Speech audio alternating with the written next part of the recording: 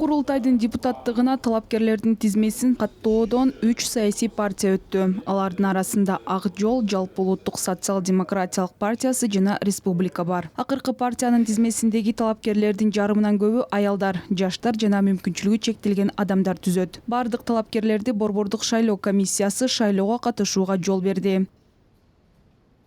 Средний возраст. Талапкерлердин ортожо жашы 40,9 жаш. Тизменин курамында 44 эркек жана 31 аял бар. Талапкерлердин 12% 35 жашка чейинкилер болуп саналат. Эң жаш талапкер 27 болсо, эң улуусу 55. Партиялык тизменин негизги бөлүгүн ишкерлер түзүп, 69,3% болду.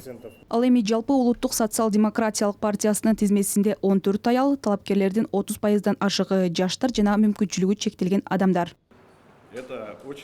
Бул өтө олуттуу аянтча, өтө жооптуу милдет. Партия кадрларды ишти жакшы билген, ага катышкан, биз менен узак убакыт бою кызматташкан, биздин идеяларыбыз менен максаттарыбызды колдогон адамдар партиялык кадрлардын катарын толуктап жатат.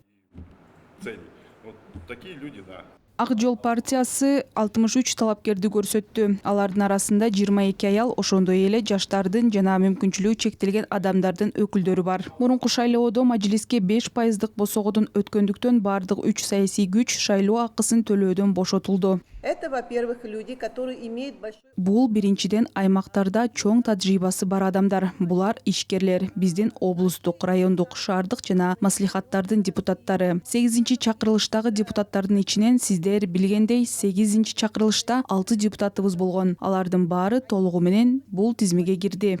Вошли в этот список.